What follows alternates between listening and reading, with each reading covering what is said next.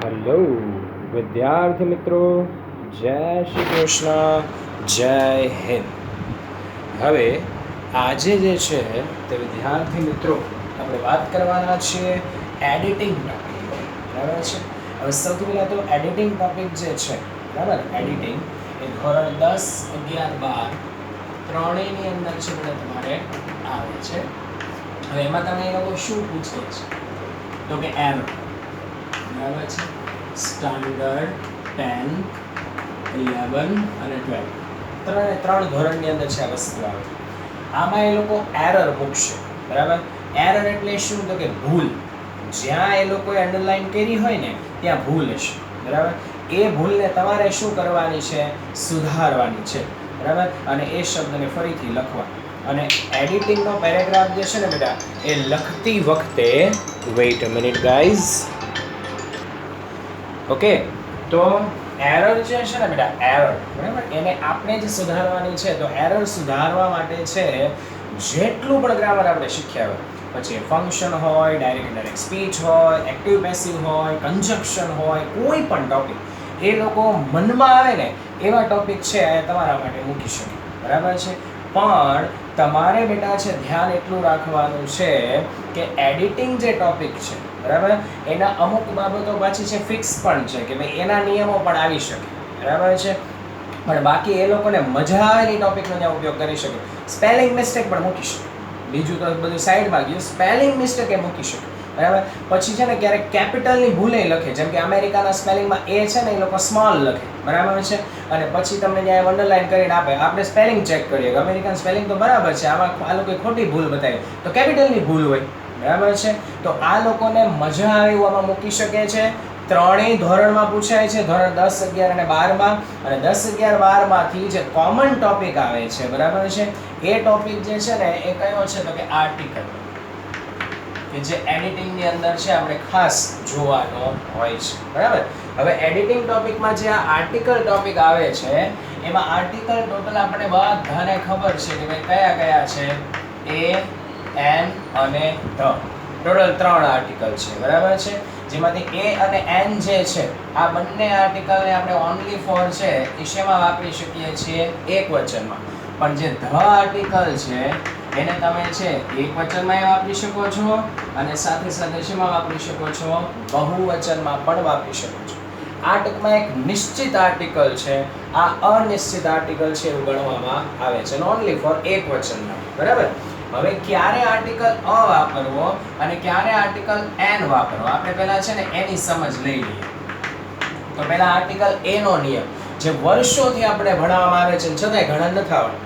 સીધી વાત કહું પહેલા તો એનો નિયમ એવો છે કે જ્યારે કોઈ સ્પેલિંગનો ઉચ્ચાર વ્યંજનથી થતો હોય અને એકવચન હોય, બરાબર સાંભળજો પાછું, ત્યારે આર્ટિકલ એ મૂકવામાં આવે છે,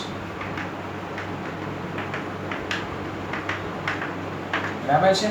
જ્યારે કોઈ સ્પેલિંગનો ઉચ્ચાર વ્યંજનથી થતો હોય અને એકવચન હોય ત્યારે આર્ટિકલ અ મૂકવામાં આવે છે. પણ બોલવું સમજો, સ્પેલિંગનો ઉચ્ચાર જોવાનો છે, તમારે સ્પેલિંગ જોવાનો નથી, બરાબર સાંભળજો બેટા.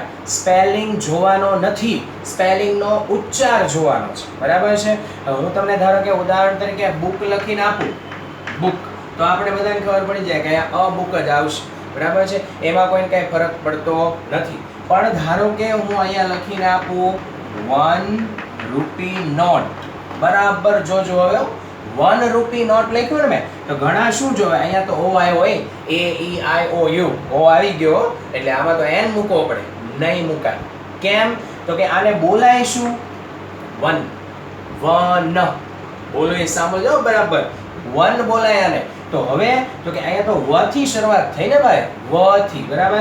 એટલે અહીંયા પણ આર્ટિકલ અ જ લખવો પડે, એન આર્ટિકલ નો આવે. અને આવી જ ભૂલો આપણે કરી નાખી, બરાબર.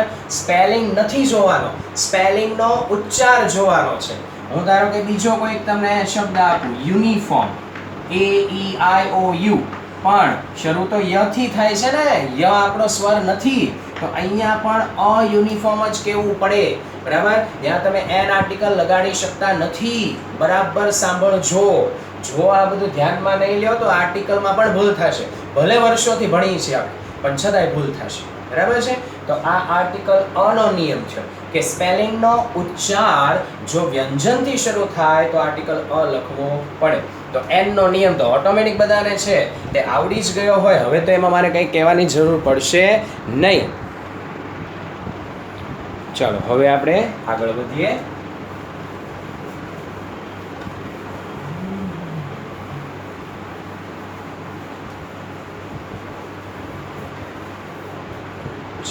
હવે આર્ટિકલ એન.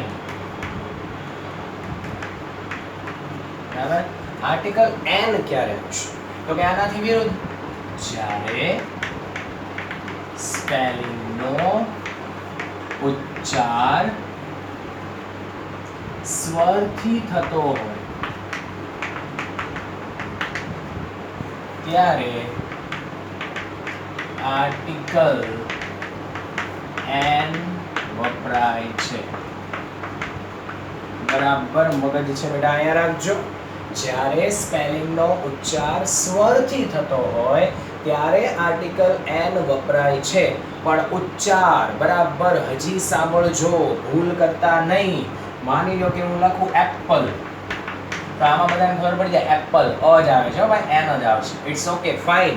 પણ જો મેં લખ્યું એમ એ ડિગ્રી, બરાબર છે, તો આમાં ઘણા બધા લોચે ચડી જાય. એમ એ આવ્યો, એ બરાબર, તો અહીંયા અ આવ્યો ને શરૂઆતમાં, એ આપણો સ્વર કહેવાય. એટલે એન આર્ટિકલ છે લગાડવો પડે. બરાબર છે. આ નાની નાની બાબતોને જે બાળકો ધ્યાનમાં લેશે એને જ ફક્ત ને ફક્ત છે એ ભૂલ છે તે શેની અંદર નહીં થાય, તો કે આર્ટિકલમાં એમને ભૂલ થશે નહીં. પરંતુ જો તમે લોકોએ છે નાની નાની બાબતોને ધ્યાનમાં ન લીધી, આપણે વેમમાં રહી ગયા કે ભાઈ મને તો આર્ટિકલ આવડે, આવું હું શીખવાનું હોય, તો ઘણી બધી વખત જે છે તમને આવી પ્રોબ્લેમ થઈ શકે છે. હવે થોડીક બીજી બાબતો જે આમાં નોંધ તરીકે છે હું તમને લખાવું છું કે એ અને એન વ્યક્તિવાચક નામ આગળ વપરાતા નથી. બરાબર, જે તમને બધાને મોસ્ટલી ખબર પણ છે. જેમ કે આપણે નામ લખ્યું હોય હરેશ, આપણું નામ હોય તો ત્યાં અ ન લાગે. બરાબર છે, આ ખોટું પડે. નામની આગળ ટૂંકા ક્યાંય આર્ટિકલ આવતા નથી. પછી જે છે માની લો કે ફક્ત વિશેષણ વપરાયું હોય, પાછળ નાઉન આપેલું ન હોય, ત્યારે આર્ટિકલ વાપરવો નહીં. બરાબર છે. હવે માની લો કે એમ ખાલી લખીને આપ્યું તમને કે બ્યુટીફુલ, બરાબર, તો બ્યુટીફુલ લખ્યું હોય ને બેટા, તો ત્યાં છે આર્ટિકલ લાગશે જ નહીં. કેમ? તો કે પાછળ કોઈ નામ નથી. બરાબર, ધારો કે અહીંયા બ્યુટીફુલ પ્લેસ લખ્યું હોય તો તમે અ બ્યુટીફુલ કહી શકો, પણ ખાલી બ્યુટીફુલ લખીને આપે તમને તો ત્યાં કોઈ આર્ટિકલ તમારે લગાડવાનો નથી. બરાબર.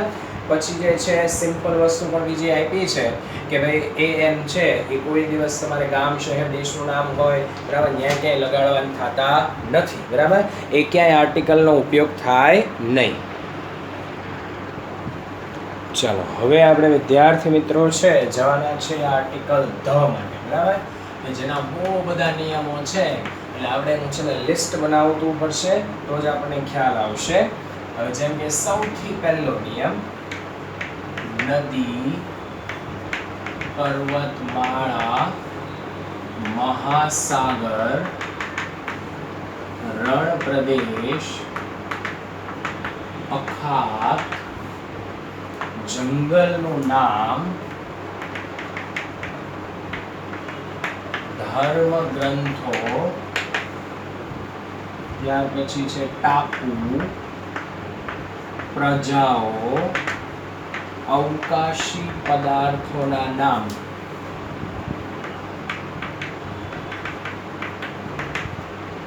વગેરેના નામની આગળ આર્ટિકલ ધ આવે છે. બરાબર? જો જોઈ લો, નદી છે, પર્વતમાળા છે, મહાસાગર છે, રણ પ્રદેશ, અખાત, જંગલનું નામ, ધર્મગ્રંથો, ટાપુ, પ્રજા, અવકાશી પદાર્થોના નામ, બધાને આગળ આર્ટિકલ કયો લગાડવો પડે? ધ. જેમ કે એ લોકોએ ઉદાહરણ પણ આપ્યા છે.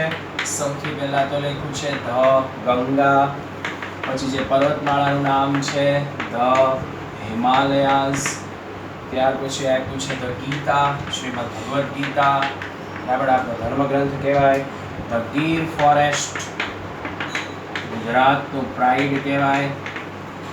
પછી છે ધ સહારા ડેઝર્ટ, સહારા રણ, બરાબર? તો આ જે બેટા બધું છે એની આગળ તમારે કયો આર્ટિકલ છે તે લખવાનો થાય છે? Article the. બરાબર? નેક્સ્ટ આપણે એનો નિયમ જોઈએ ધ માટેનો. તો એનો નિયમ છે કે એકની એક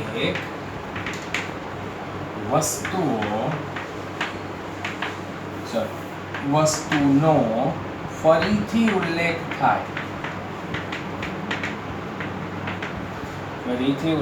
થાય, ત્યારે તે નિશ્ચિત બની જાય. તેથી તેના આગળ ધ આર્ટિકલ લાગે છે.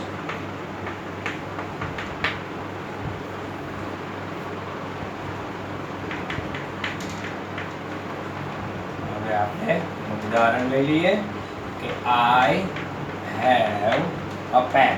બરાબર? પછી પાછું the pen is black. હવે બરાબર આ નિયમને પહેલા સમજી લેજો. બરાબર?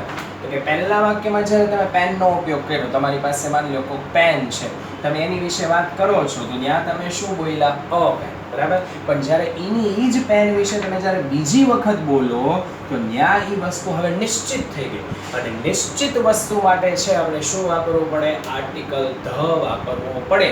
અને એટલે અહીંયા બીજી વખતમાં પેનની આગળ શું લાગ્યું? ધ. હું માની લો કે આની વાત કરું, બરાબર છે, કે ભાઈ આઈ હેવ અ બુક. બરાબર? તો પહેલી વાર તમે અ જ વાપરો ને, પણ બીજી વાર જે હું કહું ધ બુક ઇઝ વ્હાઇટ, બરાબર? તો હવે એ બુક નિશ્ચિત થઈ ગઈ, એટલે ત્યાં મારે આર્ટિકલ કયો મૂકવો પડે બેટા? ધ આર્ટિકલ મૂકવો પડે. ઓકે? એટલે આ બધી બાબતો તમારે ખાસ જોતી જાવી પડે. ચાલો આગળ વધીએ આપણે.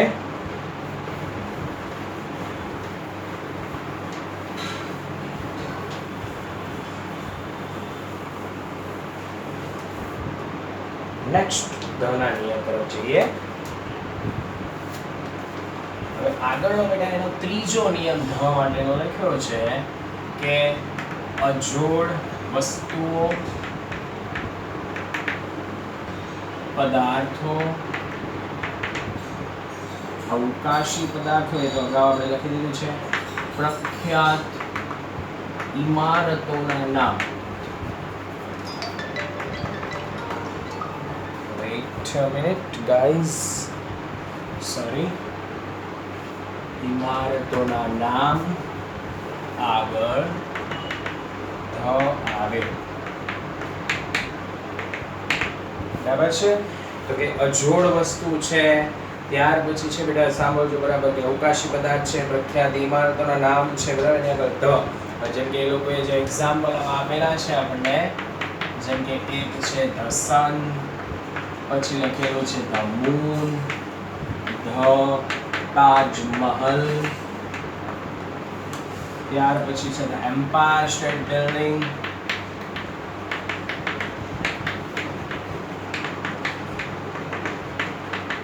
બરાબર? તો આ ધ સન છે, ધ મૂન છે, એમ જો બીજું ક્યાંય છે જ નહીં, આ દુનિયામાં એક જ છે. બરાબર? પછી તાજમહેલ તો કે દુનિયામાં જોડ એક જ છે. બરાબર? તો એમ્પાયર સ્ટેટ બિલ્ડિંગ તો કે વર્લ્ડમાં એક જ છે, એની જેવું બીજું ક્યાંય છે નહીં. તો ત્યાં પણ તમારે શું મૂકવાનું થશે? Article the. ત્યાર પછી લઈએ નેક્સ્ટ રૂલ. નેક્સ્ટ રૂલમાં છે સમગ્ર જાતિ દર્શાવવાની હોય ત્યારે ધ વપરાય. સમગ્ર જાતિ જ્યારે આખો સમૂહ દર્શાવવાનો હોય ને બેટા ત્યારે પણ આર્ટિકલ કયો વાપરવાનું થશે તમારે ધ. કઈ રીતે તો કે ધારો કે આમાં લખીએ કે ભાઈ the dog is a faithful animal. બરાબર છે, મગજ અહીંયા રાખજો. તો હવે અહીંયા છે ને હું કોઈ એક કૂતરાની વાત કરતો નથી, હું સમગ્ર આખી કૂતરાની જાતિની વાત કરું છું. એટલે ત્યાં મારે મૂકવું પડશે ધ ડોગ. મારી પાસે કોઈ કૂતરો હોય હું એની વાત કરતો હું એમ કહું કે ભાઈ ધીસ ઇઝ અ ડોગ, બરાબર છે. પણ હું એક કોઈ કૂતરાની વાત કરતો નથી, હું અહીંયા જે છે સમગ્ર કૂતરાની જાતિની વાત કરું છું. તો જ્યારે જાતિની વાત કરવી હોય તો શું લગાડવું પડે? તમારે આર્ટિકલ ધ લગાડવો પડશે. નેક્સ્ટ રૂલ જોઈએ ધમાં આપણે વિમાન, જહાજ કે ટ્રેનનું નામ, સંસ્થાનું નામ, વર્તમાન પત્રોના નામ આગળ ધ વપરાય. બરાબર અહીંયા મગજ રાખજો. વિમાન છે, જહાજ કે ટ્રેનનું નામ, સંસ્થાનું નામ, વર્તમાન પત્રોના નામ આગળ ધ વપરાય છે. બરાબર. તો હવે ઉદાહરણ છે એ ધારો કે આપણે લઈએ કે ભાઈ સૌથી પહેલા તો આમાં લખ્યું છે ધ એર ઇન્ડિયા, આપણી ફ્લાઇટનું નામ છે. ત્યાર પછી લખેલું છે ધ ટાઇટેનિક, જે મૂવી પણ બહુ સરસ છે, લગભગ બધાએ જોયું જ હોય. એક અજોડ જે છે જહાજ હતું તે. પછી છે ધ રાજધાની એક્સપ્રેસ, જેમાં બેસવાની લગભગ બધાની જ ઈચ્છા હોય. ઇન્ડિયાની સૌથી ફેમસ ટ્રેન, સૌથી ફાસ્ટેસ્ટ ટ્રેન. પછી છે ધ બેંક ઓફ બરોડા, બેંકનું નામ છે, જેને બરોડા સાથે કાંઈ લેવા દેવા નથી, નામ છે. એટલે ઘણા કે bank of Baroda, Baroda bank, બરાબર છે. બરોડા એટલે પાછું આપણે સુરતવાળા તો બરોડા પ્રેસ્ટેજ સમજીએ, અહીંયા શોપિંગ કરવા બહુ દે છે, પણ એની વાત નથી થતી બેટા. તો આ હજી ધના નિયમો આપણા શરૂ છે બેટા. જે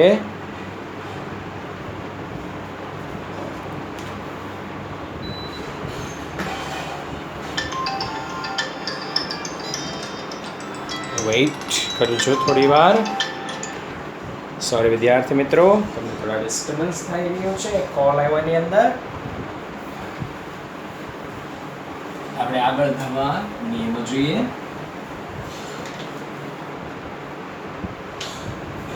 ચાલો હવે આગળ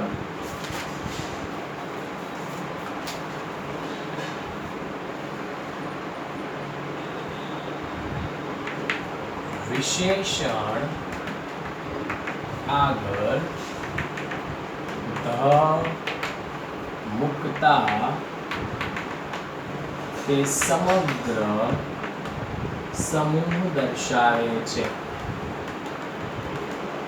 બરાબર, અહીંયા બરાબર ધ્યાન આપજો વિદ્યાર્થી મિત્રો. વિશેષણ આગળ ધ મુકતા તે સમગ્ર સમૂહ દર્શાવે છે. બોલો એ બરાબર સાંભળજો તમે કે તમે જ્યારે કોઈ વિશેષણની આગળ ધ મૂકી દો, એ અને એન ને આપણે વિશેષણની આગળ મૂકવાના જ નથી, એ આપણે ભણ્યા ત્યાં નીચે આપણે નોંધ કરી. પણ જો તમે ધ આર્ટિકલને વિશેષણ આગળ મૂકો છો તો એ પછી આખો સમૂહ બતાવશે. કઈ રીતે? તો હું તમને એના ઉદાહરણ પણ અહીંયા લખી દઉં. હવે જેમ કે અહીંયા વાક્ય એક આપ્યું છે કે the reach should help the poor. બરાબર મગજ અહીંયા રાખજો. બરાબર, એટલે તમને ખ્યાલ આવે હું કહેવા શું માંગુ છું. હવે ખરેખર રીચ એટલે શું થાય? ધનવાન થાય. આ કોઈ નાઉન નથી, આ વિશેષણ છે. બરાબર. પુઅર એટલે શું થાય? ગરીબ થાય. તો આ વિશેષણ છે, નાઉન નથી. બોલવું એ બરાબર સાંભળજો બેટા. તો આ બંને વિશેષણ છે, એની આગળ જ્યારે ધ લાગી ગયો તો હવે છે ને એ સમૂહ બની ગયો. ધ રીચ એટલે બધા ધનવાન લોકોનો એમાં સમૂહ થઈ ગયો. પુઅર એટલે બધા ગરીબ લોકોનો અંદર સમાવેશ થઈ ગયો. બરાબર, એટલે મગજ રાખજો. વિશેષણની આગળ જ્યારે ધ તમે મૂકી દો છો ત્યારે તે સમગ્ર સમૂહ દર્શાવે છે. ઓકે, એટલે ખરેખર આર્ટિકલ એ કે એન ને આપણે મૂકી નથી શકતા, પણ જો ધ મૂકો તો એ સમૂહ દર્શાવી દે. આગળ છે પછી નેક્સ્ટ નિયમ, સુપરલેટિવ ડિગ્રીના વિશેષણ રૂપ આગળ ધ આવે છે.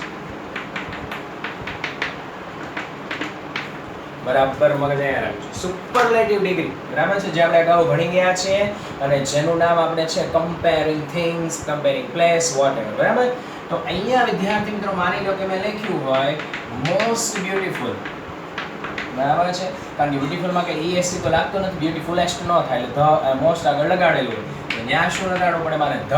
પછી માની લો કે મેં લખેલું હોય ટોલેસ્ટ, તો ત્યાં પણ મારે શું લગાડવો પડશે? ધ. એટલે સુપરલેટિવ વાળું પછી છે ને એ EST વાળું આવે, ટોલેસ્ટ ધારો કે એમાં લખ્યું એ રીતે, કે પછી મોસ્ટ વાળું આવે, ત્યાં બધે જ. પછી હા અનિયમિત પણ છે, માની લો કે બેસ્ટ, ગુડ નું સુપરલેટિવ બેસ્ટ થાય, તો ત્યાં પણ તમારે ધ લગાડવો પડે. બરાબર છે, એટલે આ પણ ધ્યાન રાખવાનું. સુપરલેટિવ ડિગ્રીના વિશેષણ રૂપની આગળ પણ તમારે ધ લગાડવાનો છે, જે આપણે ઓલરેડી ડિગ્રીમાં તો ભણ્યા જ હોય, પણ આર્ટિકલમાં પણ આપણે ખ્યાલ હોવો જોઈએ. પછી છે બેટા ડબલ કમ્પેરિઝન, જે આપણે ટોપિક જ આવ્યો હતો. ડબલ કમ્પેરિઝનના વિશેષણ રૂપ આગળ પણ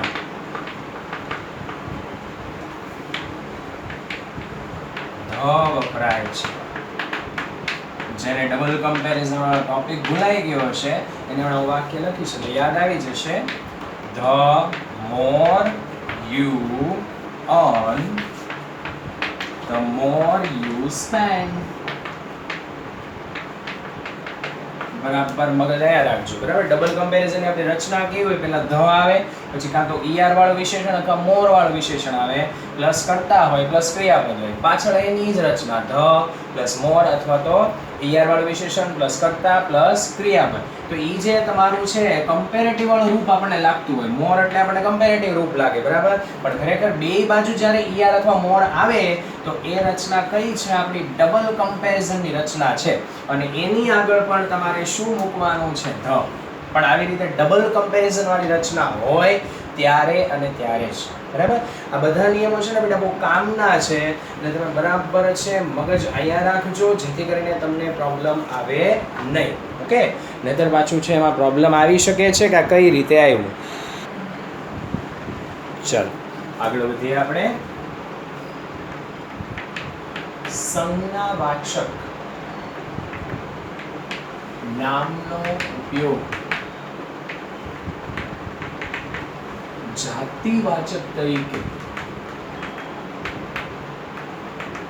નામ તરીકે થયો હોય તો